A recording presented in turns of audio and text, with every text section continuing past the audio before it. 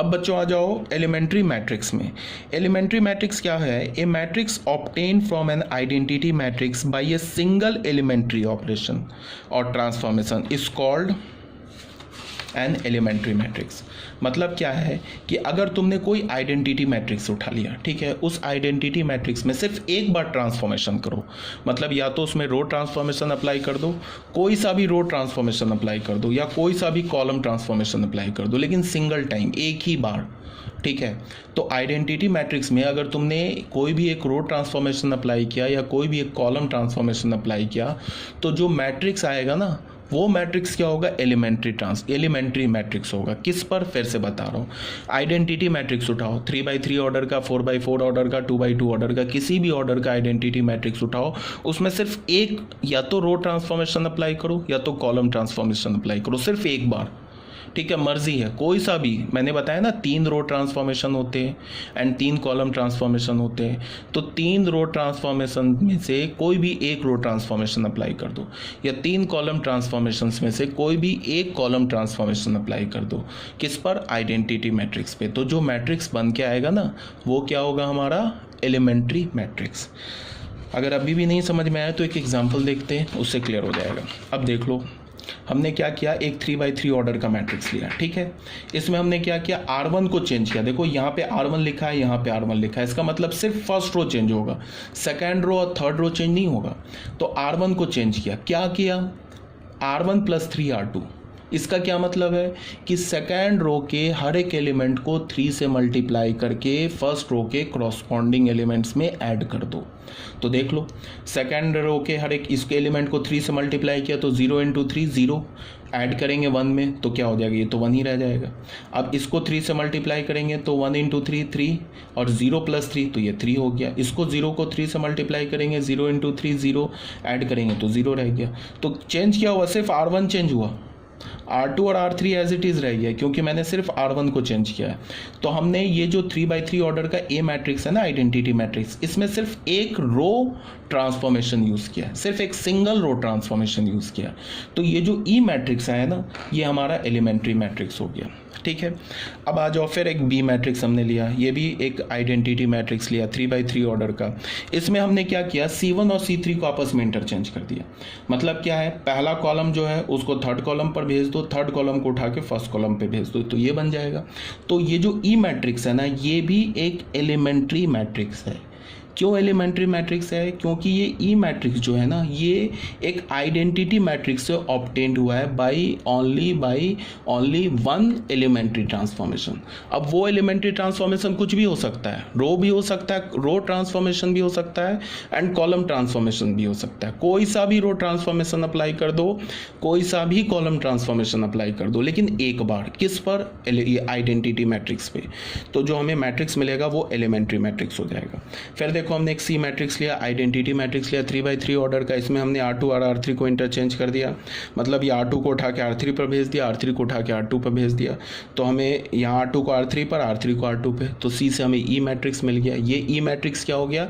Elementary matrix corresponding to matrix C matrix के corresponding हमें elementary matrix मिल गया। तो एलिमेंट्री मैट्रिक्स भी क्लियर हो गया होगा आपको। अब आ जाओ नोट में।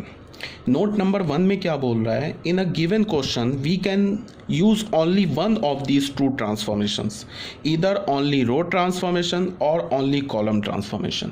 मतलब क्या है कि अगर तुम एलिमेंट्री ट्रांसफॉर्मेशन से किसी क्वेश्चन को सॉल्व करोगे तो या तो तुम सिर्फ रो ट्रांसफॉर्मेशन यूज़ कर सकते हो या तो कॉलम ट्रांसफॉर्मेशन यूज़ कर सकते हो। मतलब कि एक सिंगल क्वेश्चन में तुम रो और कॉलम को साइमल्टेनियसली यूज़ नहीं कर सकते हो। हाँ, अब रो ट्रांसफॉर्मेशन क्या कितने होते हैं? 3। तो 3 में से कोई भी रो ट्रांसफॉर्मेशन लगा दो, कितनी बार भी लगा दो चलेगा। अगर कितने कॉलम ट्रांसफॉर्मेशन होते हैं? वो भी 3। तो तीनों कॉलम ट्रांसफॉर्मेशन से कोई भी कॉलम ट्रांसफॉर्मेशन लगाओ और हर एक 3 में से किसी को में जितनी बार तुम्हें अप्लाई कर सकते हो कर लो, कोई प्रॉब्लम नहीं, सब चलेगा। बट रो कॉलम को मिक्स नहीं करेंगे। अभी आगे जब हम क्वेश्चन करेंगे ना तो ये भी क्लियर हो जाएगा, ठीक है। तो ये भी हमारा हो गया, नोट हो गया 1। अब नोट नंबर 2 में आ जाओ। नोट नंबर 2 क्या बोल रहा है, in a given matrix if B is a matrix obtained from A after some successive transformation then B is called equivalent matrix and we write A, ऐसे करके equivalent का हम साइन देते हैं B। इसका क्या मतलब है कि हमारे पास कोई एक मैट्रिक्स A है, ठीक है, और ए मैट्रिक्स में हमने क्या किया कि रो ट्रांसफॉर्मेशन कुछ लगाते चले गए।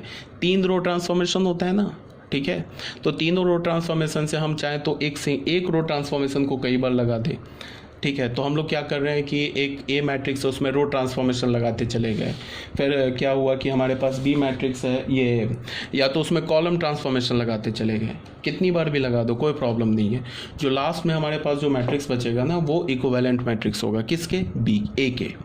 तो लास्ट में अगर जो मैट्रिक्स बचा बी, उस मैट्रिक्स को हमने क्या बोला, इक्विवेलेंट मैट्रिक्स, किसका, ए का, ठीक है। अब ये बच्चों यहाँ से थर्ड पॉइंट इंपॉर्टेंट है, इसको ज़रा सुनो ध्यान से। इसमें क्या बोल रहा है कि हमारे पास एक m/n का मैट्रिक्स है, ठीक है, और m/n मैट्रिक्स है, ये हमारा स्क्वायर मैट्रिक्स नहीं है, ये स्क्वायर मैट्रिक्स भी हो सकता है अगर रो कॉलम सेम हो जाए। तो हमारे पास एक m/n का मैट्रिक्स है, एक आइडेंटिटी मैट्रिक्स है m क्रॉस m का, ठीक है। तो अब आइडेंटिटी मैट्रिक्स हमने m क्रॉस m क्यों लिया वो अभी बता रहा हूँ।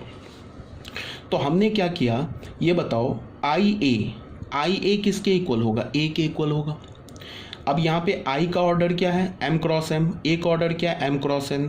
तो आई में कॉलम और ए का रो मैच कर गया, तो इसका मतलब आई ए जो है ये मल्टीप्लिकेशन वैलिड है, इसीलिए हमने आई का क्या लिया, ऑर्डर क्या लिया, m cross m। n cross n लेते ना अगर, तो फिर आई ए हमारा मल्टीप्लिकेशन वैलिड नहीं होता। तो आई ए को हमने क्या लिया, m क्रॉस m, तो आई ए क्या हो गया हमारा, मल्टीप्लिकेशन वैलिड है। आई ए किसके इक्वल होगा, ए के। यहाँ तक अभी बात आ गई समझ में। अब जो बोल रहा हूँ उसको ध्यान से सुनो, ये आई ए के तो इक्वल है। अब हम क्या है, हमारे पास एक थ्योरम क्या है जिसको अभी मैं बता रहा हूँ, इसको बिना प्रूफ के बता रहा हूँ, ठीक है। इसकी प्रूफ की ज़रूरत नहीं है, ना ही जेईई मेंस एडवांस बोर्ड कहीं प्रूफ की ज़रूरत नहीं है, ठीक है। तो अभी विदाउट प्रूफ आप ये देखो कि अगर हमारे पास कोई एक मैट्रिक्स ऐसे लिखा है आई ए इज इक्वल टू ए, ठीक है, तो ए के साथ प्री मल्टीप्लाई क्या है, एक आइडेंटिटी मैट्रिक्स है, ठीक है। तो इस प्री मल्टीप्लाई, बात को बड़े ध्यान से सुनो, इस प्री मल्टीप्लाई मैट्रिक्स है जो आइडेंटिटी मैट्रिक्स है, इसमें तुम कुछ रो ट्रांसफॉर्मेशन अप्लाई कर दो। मान लो कि हमने 10 रो ट्रांसफॉर्मेशन अप्लाई कर दिया, कितनी बार भी रो ट्रांसफॉर्मेशन अप्लाई कर दो। मान लो कि हमने इस आइडेंटिटी मैट्रिक्स में 10 बार रो ट्रांसफॉर्मेशन अप्लाई कर दिया, कुछ भी रो ट्रांसफॉर्मेशन अप्लाई कर दिया, ठीक है। तो इसको रो ट्रांसफॉर्मेशन अप्लाई करोगे तो हमें क्या मिल जाएगा, आइडेंटिटी मैट्रिक्स ये चेंज होता जाएगा, किस में चेंज हो जाएगा, ये बी में चेंज हो जाएगा।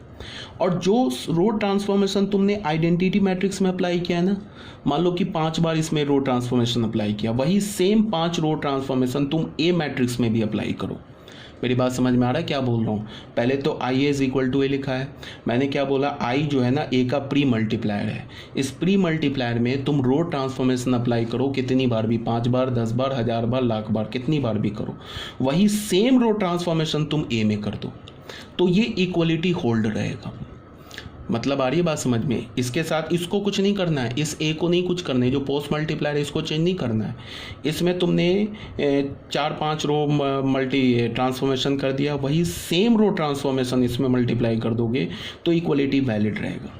इसमें वो रो ट्रांसफॉर्मेशन अप्लाई करोगे तो ये पी मैट्रिक्स बन जाएगा, इसमें तुमने कुछ रो ट्रांसफॉर्मेशन अप्लाई कर दिया तो ये बी मैट्रिक्स बन जाएगा, तो B is equal to P हो जाएगा। बट हमें ध्यान में क्या रखना है कि जो रो ट्रांसफॉर्मेशन तुमने इस आइडेंटिटी मैट्रिक्स में किया है वही सेम रो ट्रांसफॉर्मेशन तुम यहाँ करोगे, इसको तुम नहीं कुछ करोगे, इसको एज इट इज़ रखोगे तो इक्वलिटी होल्ड करेगा।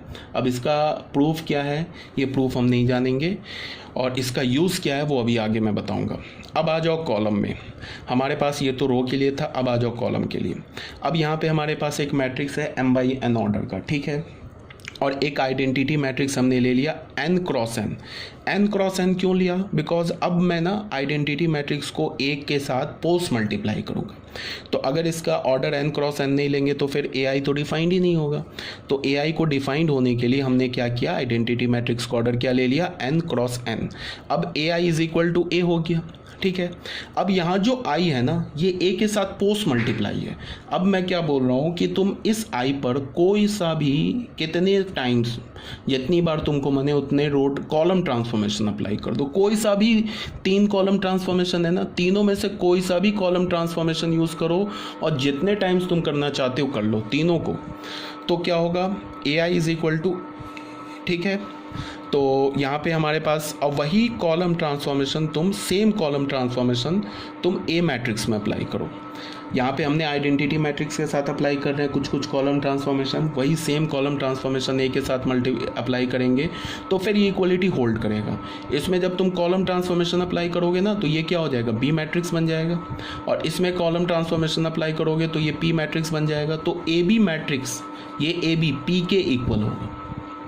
इसको नहीं कुछ कर रहे हैं, इस पे हमने मान लो 5 कॉलम ट्रांसफॉर्मेशन अप्लाई कर दिया, वही सेम 5 कॉलम ट्रांसफॉर्मेशन ए पे अप्लाई किया तो ये मैट्रिक्स बन गया पी, और इसमें 5 बार जो कॉलम ट्रांसफॉर्मेशन अप्लाई किया ना ए आई पर, तो उसको हमने किससे मल्टीप्लाई कर दिया, ए से, तो यहाँ से जो ए भी आएगा वो पी के इक्वल होगा।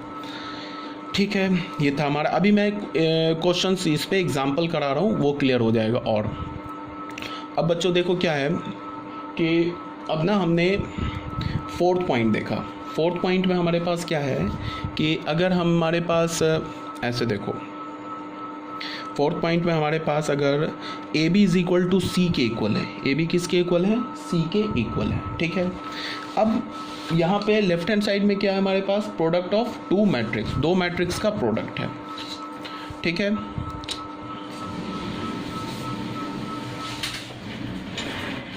ठीक है बच्चों, ये लेफ्ट हैंड साइड पे क्या है, product of 2 matrix A B is equal to C. तो अब मैं क्या बोल रहा हूँ तुमको कि मैं ना ए मैट्रिक्स, ये ए जो है ना बी के साथ क्या है, प्री मल्टीप्लायर है, तो ए पर मैंने कुछ रो ट्रांसफॉर्मेशन अप्लाई किया और वही रो ट्रांसफॉर्मेशन सी पे अप्लाई किया। तो सी पर रो ट्रांसफॉर्मेशन अप्लाई करोगे तो क्या मिलेगा हमें, पी, कुछ मैट्रिक्स बन के आ जाएगा, उसको हमने पी बोल दिया। यहाँ पे भी हमने कुछ रो ट्रांसफॉर्मेशन अप्लाई किया, वही सेम रो ट्रांसफॉर्मेशन सी पे अप्लाई किया। तो यहाँ पे ए पर रो ट्रांसफॉर्मेशन अप्लाई करोगे तो ये मैट्रिक्स ई बन जाएगा, ई को तुमने बी से मल्टीप्लाई करोगे तो ये पी के इक्वल होगा। ठीक है, अब यहाँ पे मैंने क्या बोला कि अगर ए बी सी के इक्वल लिखा है और बी पर तुम क्या करो, वो कॉलम ट्रांसफॉर्मेशन अप्लाई करो, वही सेम कॉलम ट्रांसफॉर्मेशन तुम सी पर अप्लाई करो तो भी इक्वलिटी होल्ड रहेगा। मतलब क्या है कि हमने बी पे कुछ कॉलम ट्रांसफॉर्मेशन अप्लाई किया तो ये ई मैट्रिक्स बन गया। ठीक है, अब हमने ए और ई को मल्टीप्लाई कर दिया और वही सेम कॉलम ट्रांसफॉर्मेशन सी पे अप्लाई किया तो ए इज इक्वल टू पी होगा। ये भी हमारा क्या होगा, क्लियर है यहाँ तक, ये भी हमारा क्या होगा, सेम होगा।